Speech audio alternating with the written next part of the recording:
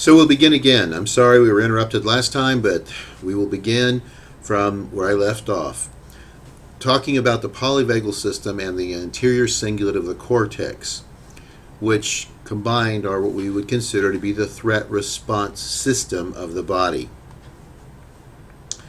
Now, the anterior cingulate of the cortex has one of the singularly important functions that help us function as human beings. In fact, all animals have it, and that is that it is a filter or acts like a filter for the environment. In other words, it's constantly studying the environment and it's looking for potential pain, hurt, threat, and danger. I'm going to just refer to all of that as the threat response system for the purposes of our work together today. But essentially, it's looking for that in the environment. And as soon as it recognizes that there is something in the environment that meets the criteria for risk or potential pain, then it activates the polyvagal system. I talked a little bit about this last week when we were discussing relationship building and why it's so important to have relationships. But we're going to kind of discuss it a little bit more in a little different way this week. The ACC is extremely sensitive to dysregulation. Earlier in the prior recording, I gave you an example of walking into your work and finding a post-it note on your computer screen from your boss saying, "Come see me when you get in," and how even though there's no evidence that you're in danger, you perceive it as some kind of a threat and your body reacts to it. The ACC is extraordinarily sensitive to dysregulation. It just dysregulates very easily, and that has a protective function, but it also is difficult for us because being human beings, we just don't get activated around real threat, but we also get activated around potential threat, possible threat, emotional threat, psychological threat. The actual physical threats that the system was built to handle don't occur all that often to us outside of a violent experience. But the day-to-day, many of us are experiencing an activation of this system within the environments that we operate in, and they are not physically dangerous to us.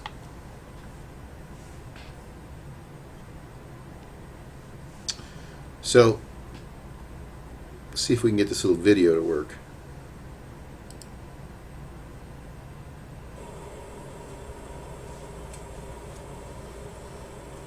So we're in normal speed, we're just kind of occasionally revved up.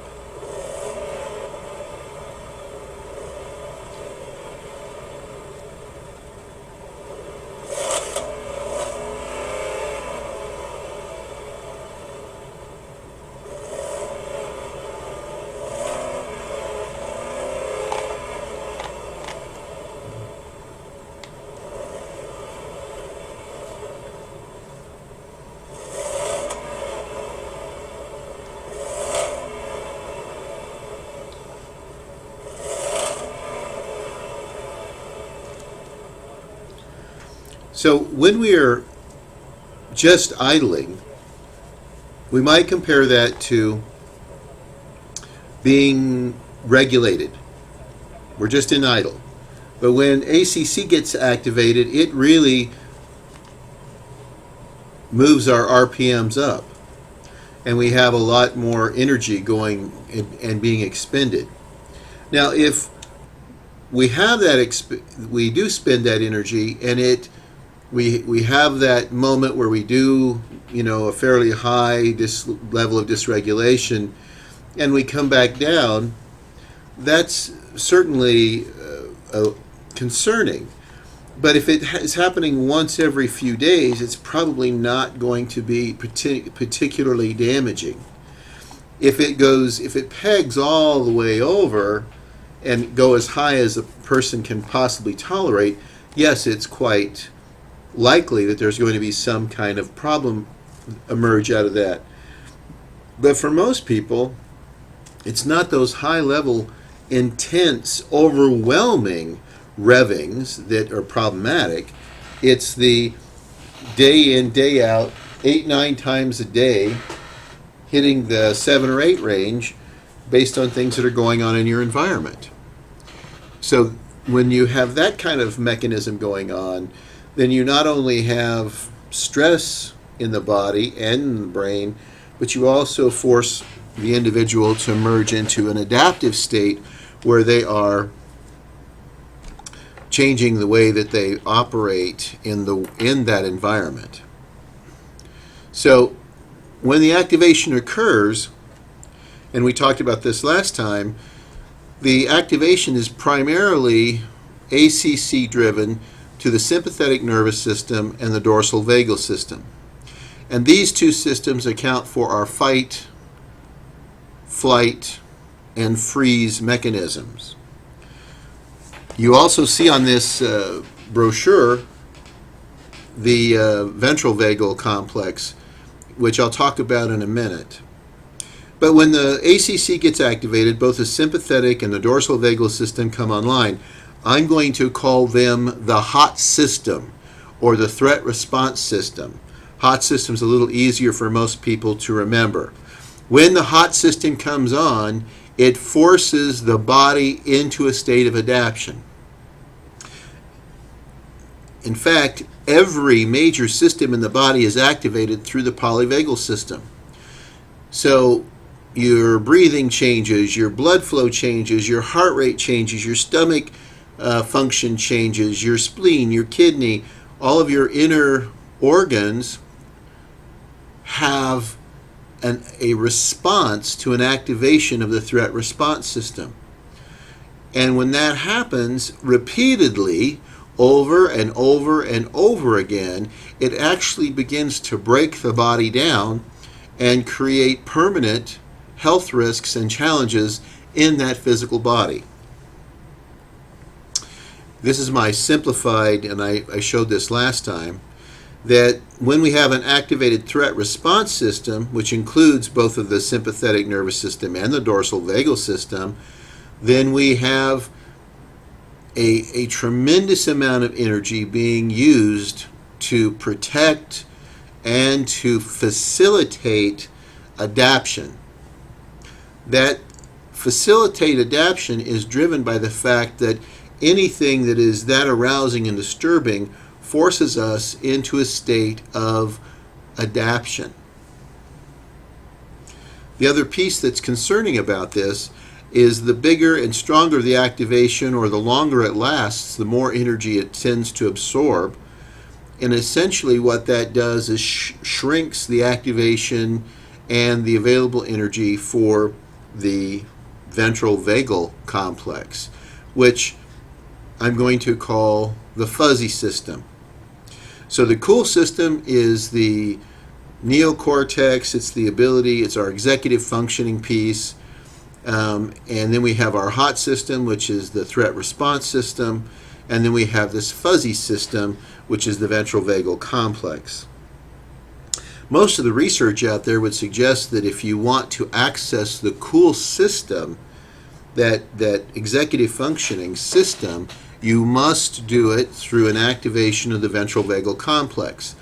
As I mentioned last week, that's why relationships are so important in the therapeutic alliance, and then at some point reconnecting people with other relationships in their environment.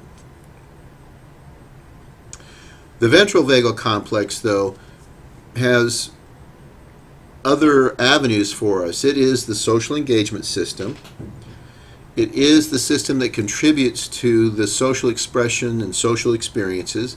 In other words, a good functioning ventral vagal complex will influence not only our expressions of positive emotion, but they also reflect on the perceptions we have regarded to our social experience. The ventral vagal also promotes calm states. One of the things that it does is help go through the restoration process, which lowers heart rate, lowers blood pressure, and it begins to act as an inhibitor on the sympathetic nervous system, especially in the thoracic cavity around the heart. That's a real great benefit. The social nervous system functions from birth and rapidly develops to support, and I've got this in big red letters there, adaptation. The social nervous system functions from birth and rapidly develops to support adaptation to the environment.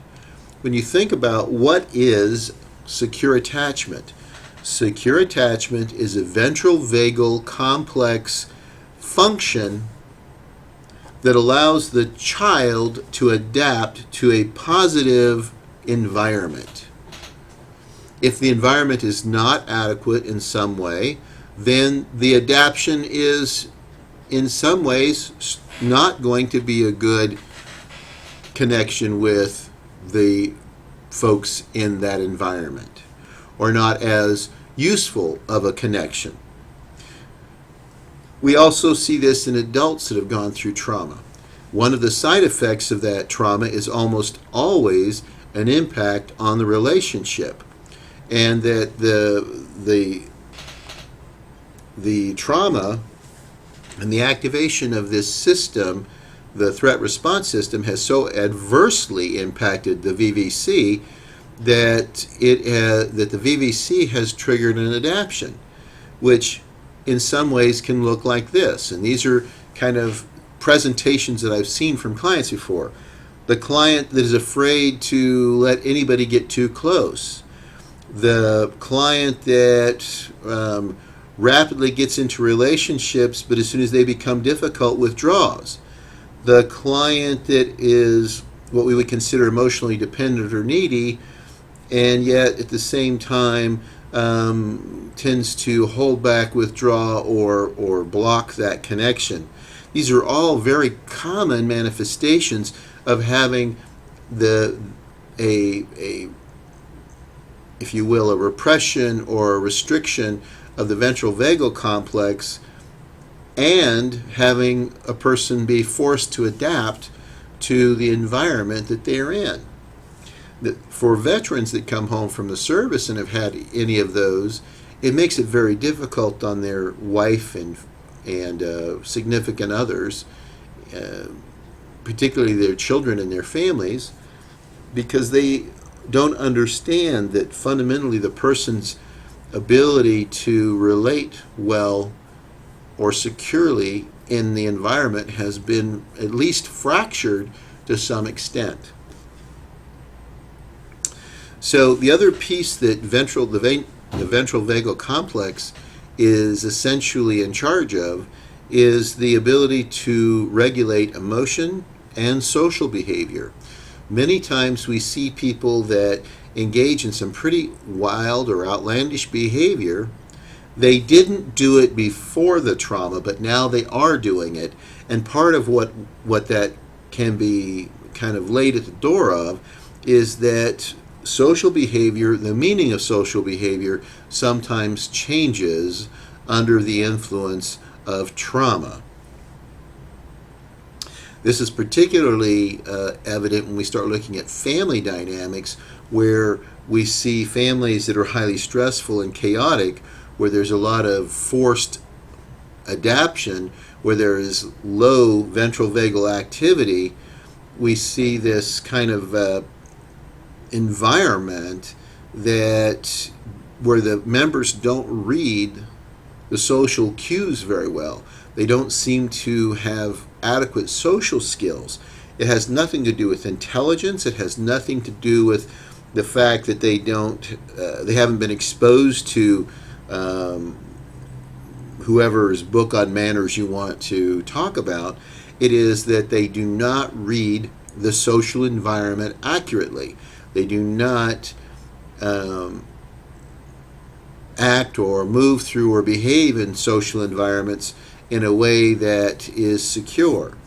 So These are big impacts that are delivered because of a restriction in activation for the ventral vagal complex. So what do we lose by having an overactive threat response system? Well, we immediately realize that the parasympathetic nervous system and the ventral vagal complex are the pathways, if you will. They are the doorway to executive functioning. And the executive functioning supports, the regulation of the body, the attuned communication, emotional balance and regulation, the ability to choose before we react, the fear modulation that is so important to allow us to relax, restore, and release from the fear mechanisms in our system. Empathy, insight, discernment, and judgment, moral awareness, our spiritual feelings, our intuition, and even a significant part of our identity are all tied to being able to be in the parasympathetic nervous system and having an adequate amount of activation in this social engagement part of our brain. If that's impaired in any way, we shift to the sympathetic ACC-driven system, which is immediately activates the threat response system, which of course again is the sympathetic nervous system and the dorsal vagal system. And what this does is inhibits access to our executive functioning. I want to say that again because that's hugely important. When the sympathetic nervous system is activated, we have less access to our executive functioning. Why is this important? Well, if you think about it, all of these things here, all of these things are really what we build most of therapy on. We expect people to be able to manage themselves. We expect people to understand each other. We expect them to pause and regulate themselves while they make a new choice. We expect them to have empathy. We expect them to have insight and judgment and discernment. We expect them to make moral decisions. And we expect them to solidify their identity. Those are all tremendously worthwhile things that we can want for a client that's struggling with hurt and a history of trauma.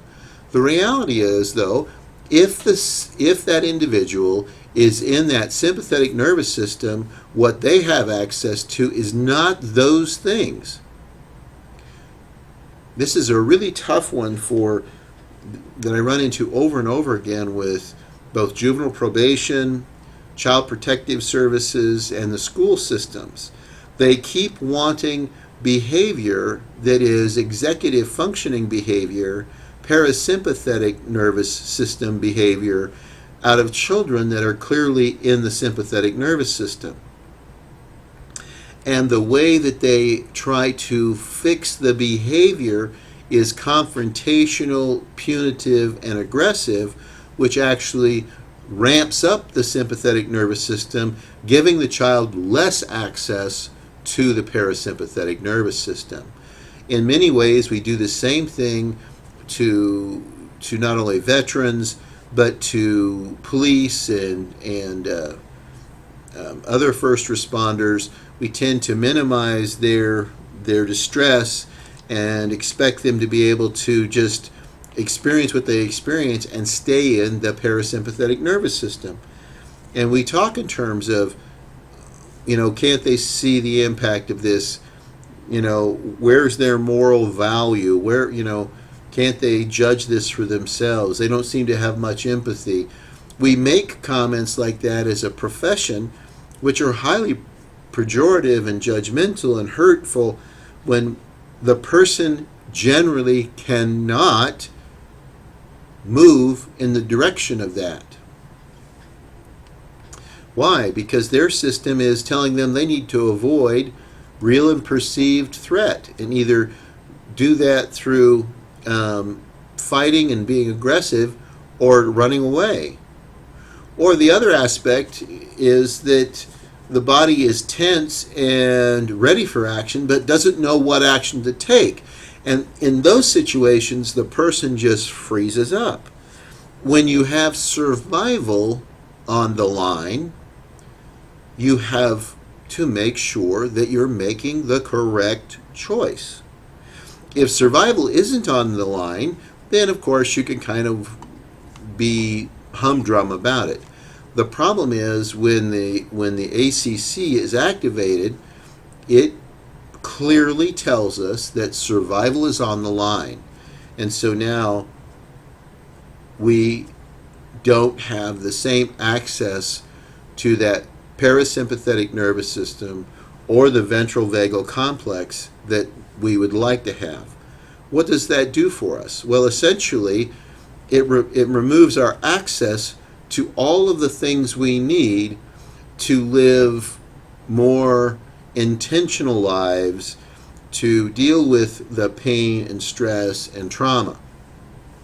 This is one of the reasons that when we talk about the treatment modalities or the stages of treatment that we use for the International Association of Trauma Professionals, we start with the relationships, then we move into psychoeducation and self-regulation training. Why? We need to help people regulate and get into the parasympathetic nervous system, not constantly perhaps, but much more than they are, in order so that we can have access to all of those things that will make therapy more effective. So what are we looking at? We are looking at an unfiltered, not evaluated or judged organizing of the environment, the experiences we have in the environment, into patterns of perceiving, emoting, acting, and meeting. In other words, because of our personal trauma history within an environment, it is actually creating patterns of how to perceive, how to emote, how to act, and how we're going to give meaning to things, as well as what is going to change in the physical molecular structure of the body. This is sometimes a difficult concept to digest. A person's behavior is exactly what their personal history of neuroactivity and physiological activation suggests that it should be. I think I've used this one last week a little bit, but I'm going to use it again because I think it helps illustrate that there isn't any real judgment going on here. So remember, we talked about we're not judging the rightness or wrongness of the environment generally. We are just reacting to it. So let me give you some examples and see if this makes some sense.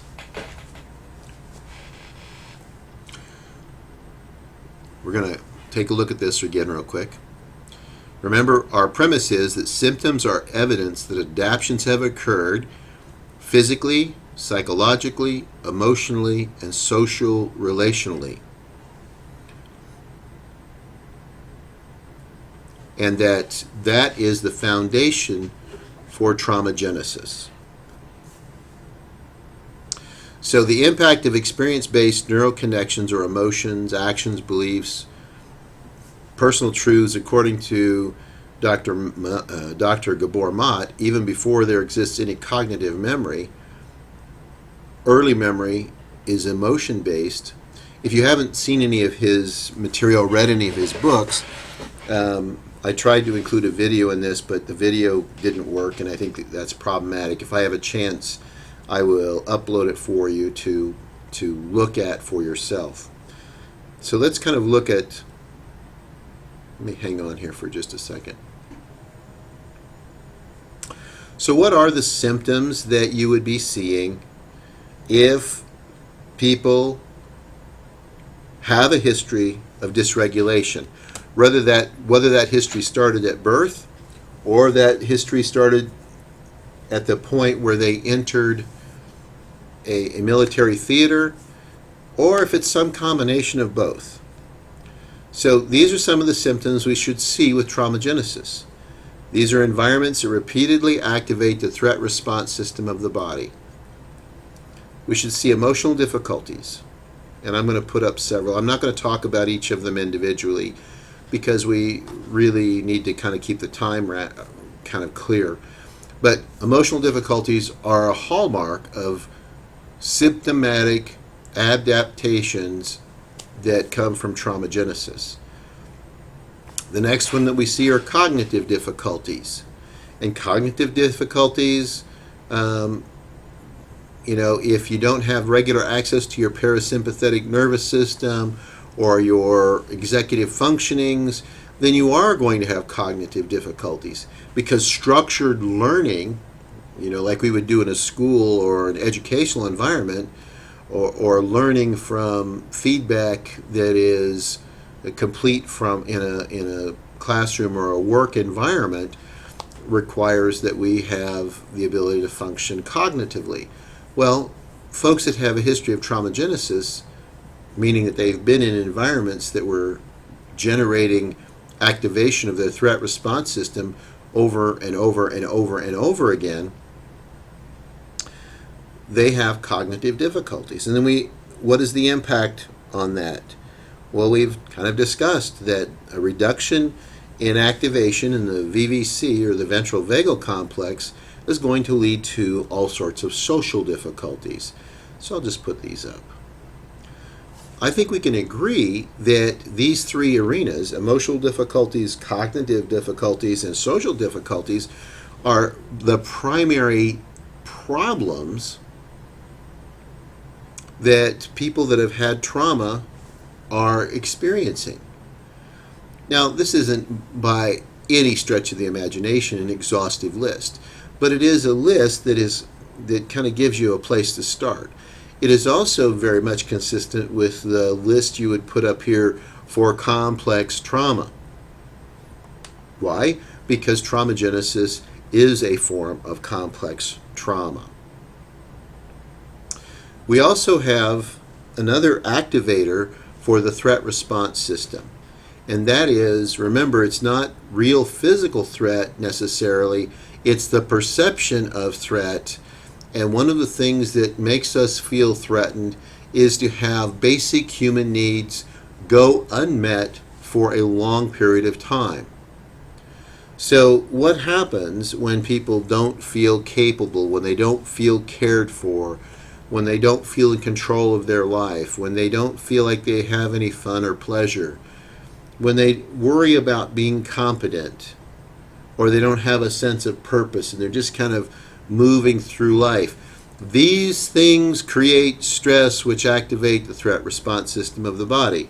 And what does that mean? That means that unmet needs are going to create adaptions. So how might an unmet need force an adaption? Well, there's lots of examples, but let me use counselors, because I think most of you will be able to relate to this.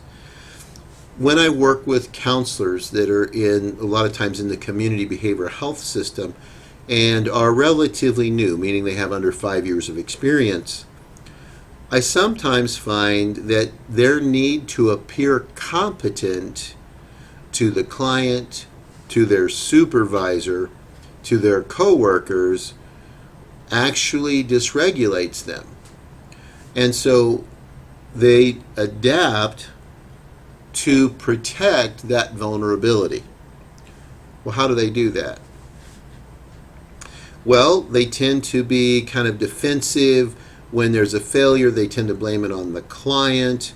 When there is a stressor, they tend to be very externalized. There's just so much noise in this place that it's hard to think. The rooms aren't laid out the way that make it helpful. There's all sorts of externalized things that we would consider blame oriented, but they begin to adapt to survive in this environment. based on the fact that they don't feel competent and they fear not appearing competent. You'll find that some of the other ways that they adapt, they may embellish their actual skill set. They may embellish the growth, change, and possibility in the client. They may also be flat not seeing attributes of the client's progress because it isn't fast enough for them, and so they may also have a tendency to push and to push and to push and sacrifice the therapeutic alliance with the client to try to prove that they are adequate, that they are competent, and to be seen as competent by other folks.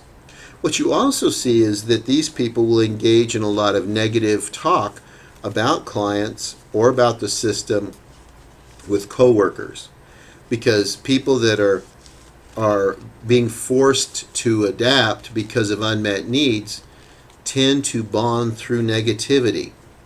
In other words, if everybody is being negative, then it's okay for me to be negative, and we can be connected through that negativity.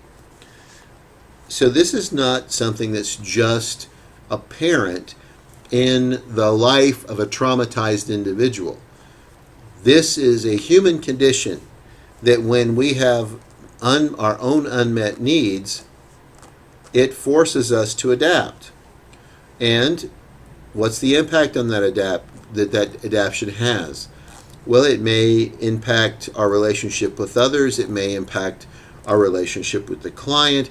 It may impact our relationship with coworkers, just the same as a parent that feels like they aren't adequate as a parent may engage in punitive, restrictive parenting or punitive parenting, which actually then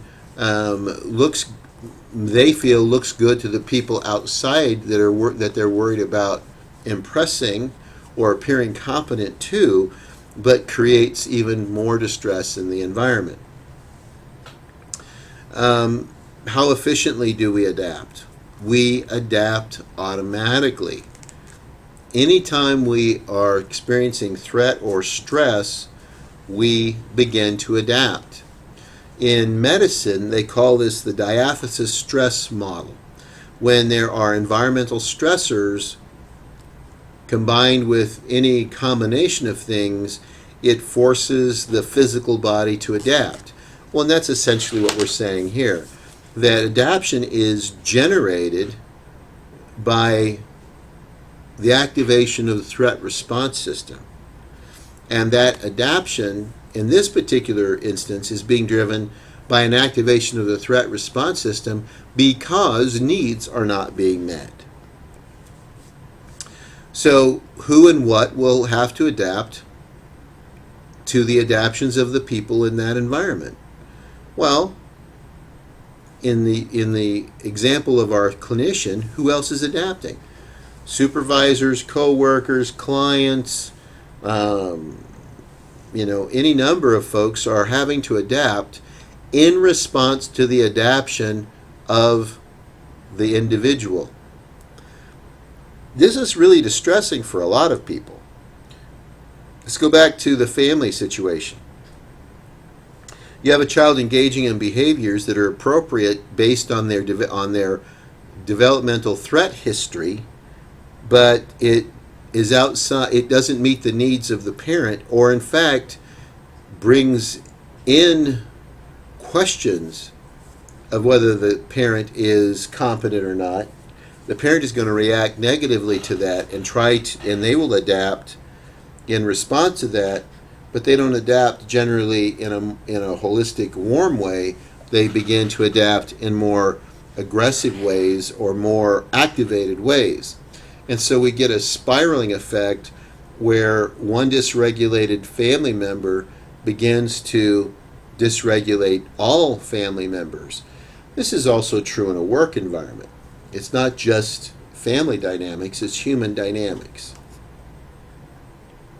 So another aspect that grows out of this dysregulation of having needs go unmet for a while is that it also generates a number of fears. So, and I'm not going to spend a lot of time talking about the individual fears, but the fears themselves also further activate the threat response system. In other words, it's already active, and we're going to now ramp it up because now we have some real fear there, as well as an unmet need, as well as a history of adaptation.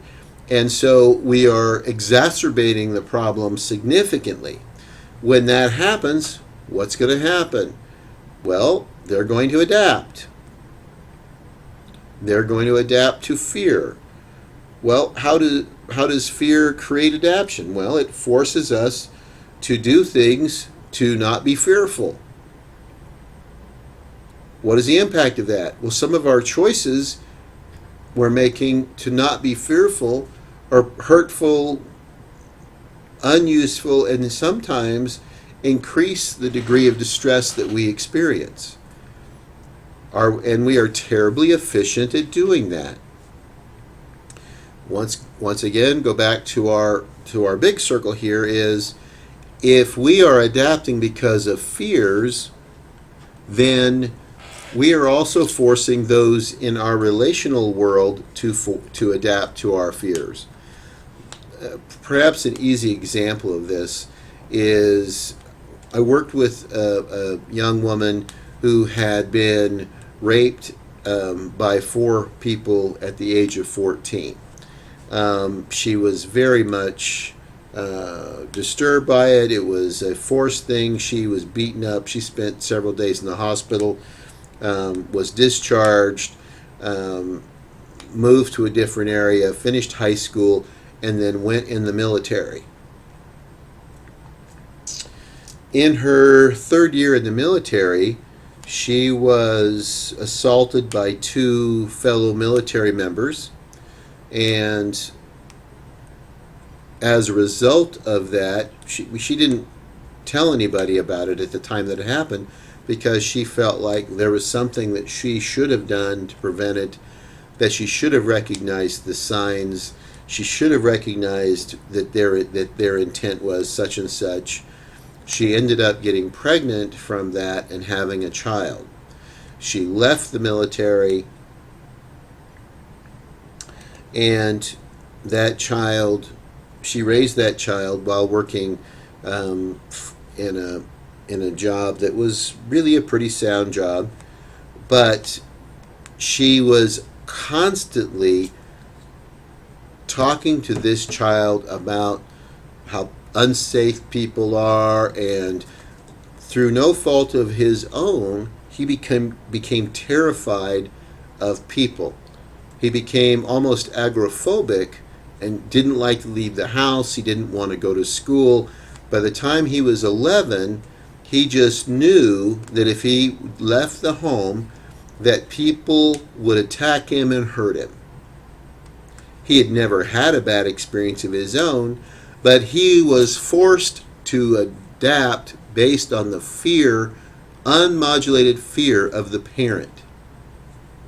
Now, the parent's fear makes perfect sense, but because it was driving a lot of her behavior, it was also having an impact on those in her relational world.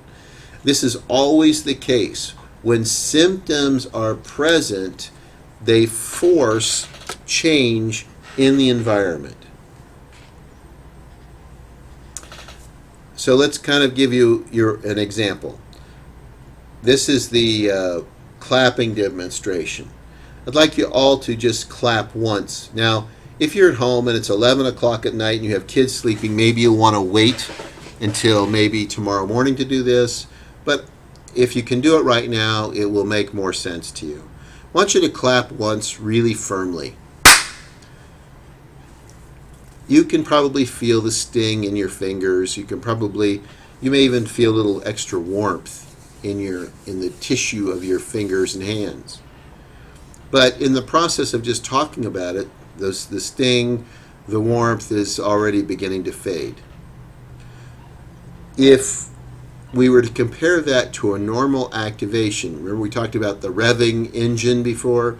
If it's just a rev up to 6 or 7 and then comes right back down to idle, that's the equivalent of that one clap. But now what happens if we're having lots of revving during the day? So what I'd like you to do is clap with me as firmly as we just did. But I want you to clap with me for 15 claps. Ready?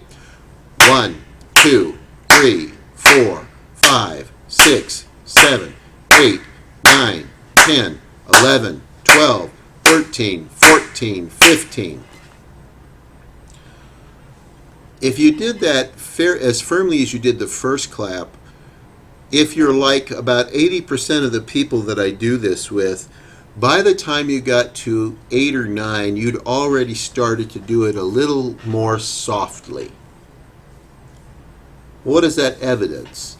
It evidences that we will automatically begin to adapt when we're experiencing pain, even very low threshold pain, like the stinging of fingers when we clap.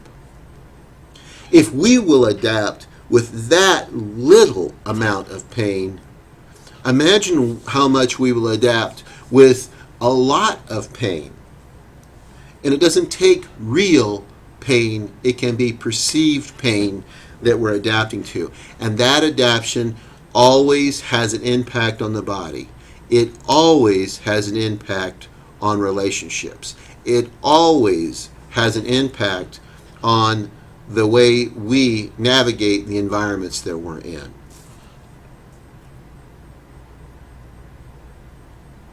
I just talked through this, so I'm going to move to the screen. So we already have kind of talked last week about how attachment and relationships would be injured or strained by being in an environment that are constantly activating.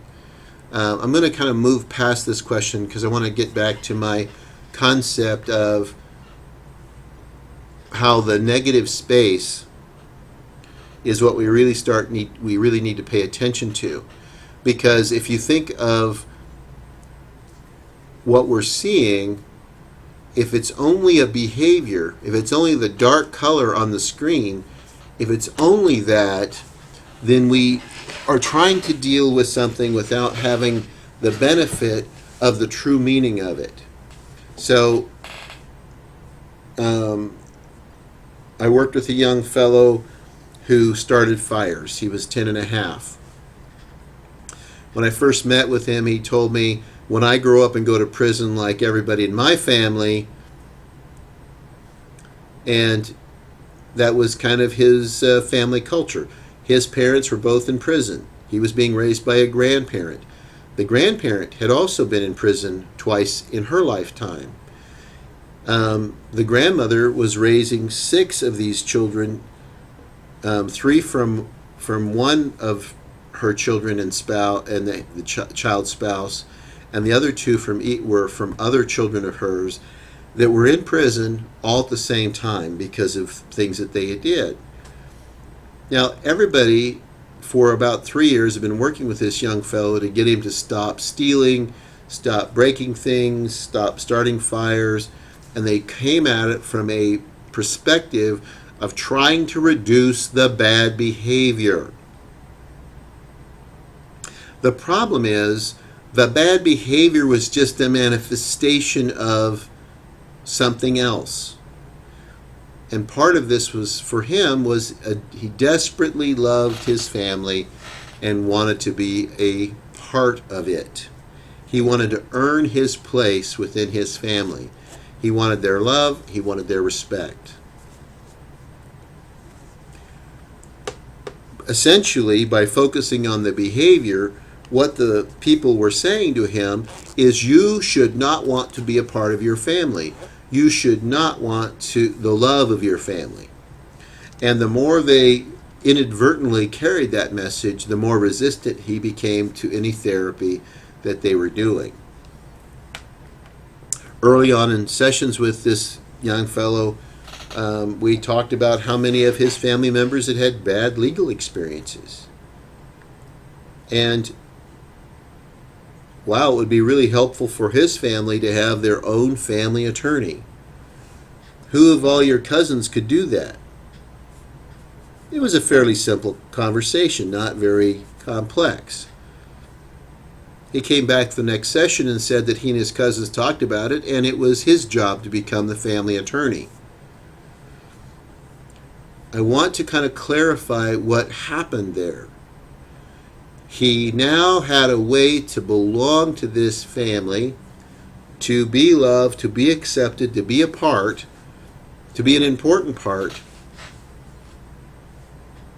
that had nothing to do with the behaviors at all. From that point on, we shifted away from the behaviors, which frustrated the juvenile probation officer. It frustrated the school. It frustrated everybody that was involved with this case. But in a few short sessions, we went from exploring what's it take to be an attorney, to what you have to do in school to be an attorney, to what kind of behavior you have to be an attorney. And we explored that in pretty good detail. So here is a kid that had missed almost 60 days of school the year before, had perfect attendance. The kid had good grades. He didn't ditch school. He didn't get into trouble. He was doing everything he needed to do to become the family attorney. In speaking with the family, the grandmother, because I worked with several of the kids over a period of years, one of the stories that Grandma shared when this kid turned 16 was that several of his older cousins were going out to steal cars. He wanted to go along, and they said, no, you can't go, because if you get in trouble, you can't be our attorney. And he was kind of upset about that, because he wanted to go do what they were going to do. But he had a clear role to fill in this family. Now, this may sound like a crazy notion to you folks, but I tell you that there is nothing more exciting than sitting in the audience when this kid graduated from college, except when I got to sit in the audience when he graduated from law school. We never talked about the behavior after we found an avenue to meet his glaring unmet need, which was the negative space in his life. Everybody else is focused on the obvious, the dark spots, rather than that negative space.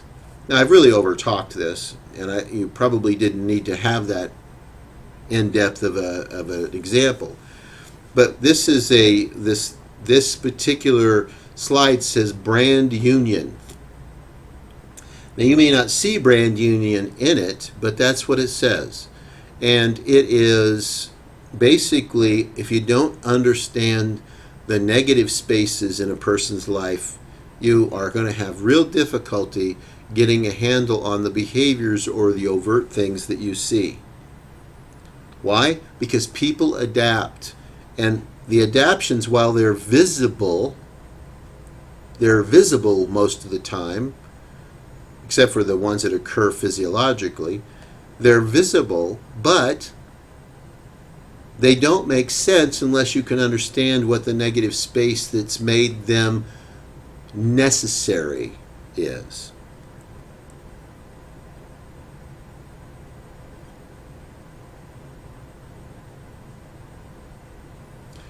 So another avenue of traumagenesis that I'm going to speak about is what happens to the body as we begin to experience trauma or stressful environments that are forcing repeated activation of the threat response system. Now, this is a short little clip, but I think it's really useful. I'm going to skip this slide and move right into the video. DNA contains the instructions for building all the parts of the body.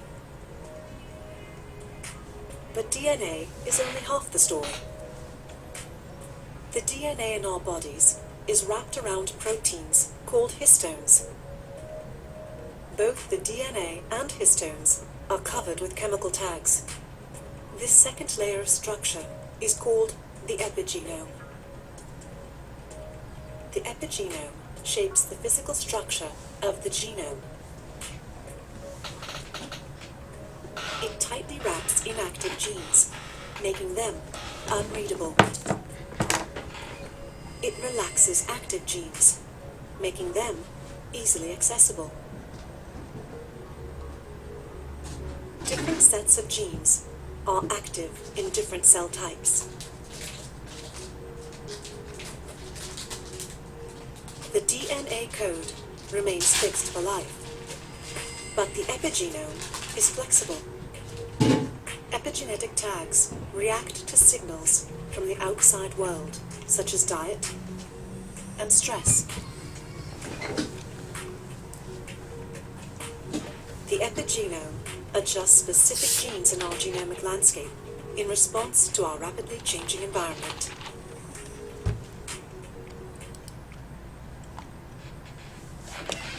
If you think a minute, what are the implications of this video? Stressors, diet, lifestyle, and the environment can alter us at a genetic level. That, folks, is a primary adaptation.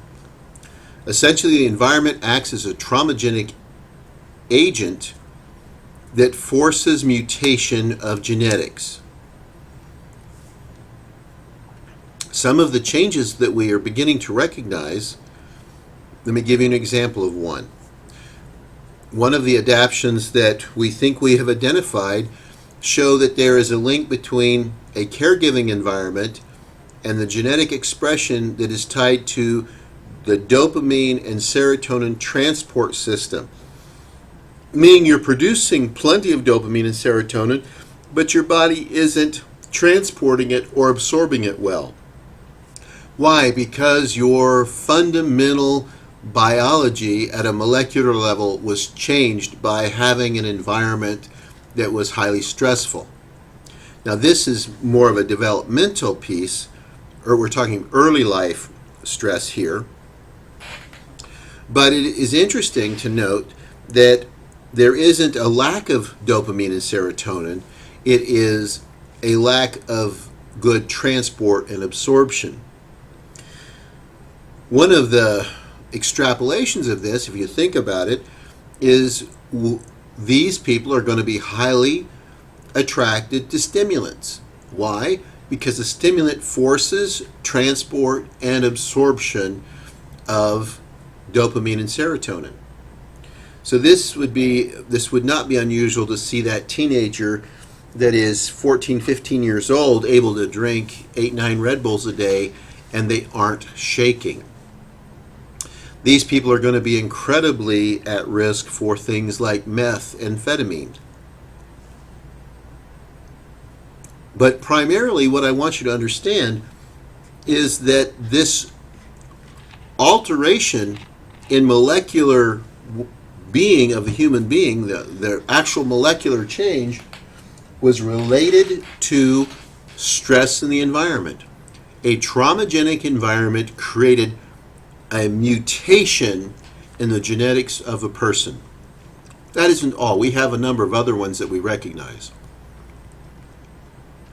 Karen Dietz out of the University of Buffalo talks about how the melon, that is the, if you want to think of it as the insulation around the nerve tissue, the neural pathways, has a greater ability to erode. It has less capacity between the right and left hemispheres, directly related to the amount of stress in the environment. Well, if that's the case, then we have less social awareness, we have less capacity to experience relationships, because we need that connectivity between the right and left hemisphere to really maximize that. Another really important piece of the research that came out, this was published earlier this year in January in the Journal of Neuroscience. Basically, they are talking about that certain protein productions are restricted often when there is a developmental trauma. In other words, that developmental environment acts as a mutagen on the alpha 2 delta minus 1 protein. And what does that lead to? That restriction of that protein is related to obesity. And the more it's restricted, the more likely a person is to become obese. Is that problematic? Well, yes, we have 30% of the U.S. population is obese. Well, could that possibly be related to the developmental trauma in our society? Another link that's really important was also published in January in the journal Hippocampus. And this says that the DNA related to the DUSP22 gene is turned down or shut off. Then what that allows is for an unchecked, because it's a regulating gene, for an unchecked growth of a certain protein that is related to the early onset of Alzheimer's. So what we're saying is environments of young children, their genetic makeup is changing based on the environment. Let me say that one more time. Their fundamental molecular genetic makeup is being altered by stressful, traumagenic environments. And those changes, once made, we can mediate them sometimes through lifestyle changes, medication, and therapy, but we do not have the technology to restart a gene switch that has been turned down or turned off. That is beyond our capacity at this point. Steve Porges calls this a neuroceptive. He says we're neuroceptive, that we are the most efficient learners at a molecular level. The first time I heard that idea, I went, nah, but it's patently true. I want you to think about this from the point of view of what do? We give people vaccines. We introduce a weakened or dead strain of something into the system of a human being. Their body learns to recognize it as a foreign agent and fight it. The body learns to recognize it and fight it. It's not a conscious learning, it just adapts because of the experience it's having. What does that mean? We are incredibly efficient learners at a molecular level. And in fact, most of the templates, remember those neural pathways that we talked about, for relationships, emotional patterns, and cognitive patterns, and how we even use and move our body, are generally well formed early in life. And many of the adaptations that will later bring us complications in health, high blood pressure, early onset of Alzheimer's, arthritis, allergies, many of those things that we didn't get born with come on as a result of having molecular changes in the genetic structure of our bodies. This has become such a huge issue that the Harvard University Center for the Developing Child has now a series of points that they educate people on, and I'm not going to go through them all, but I'm going to put them up.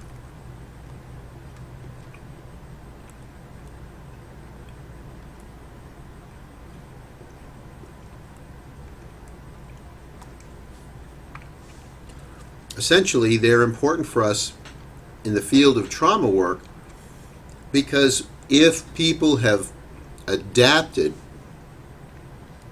to molecular changes, and that's generated not only physiological change, but behavioral change, we must, as much as it's within our range of ability to do, help them regulate themselves in order to move forward.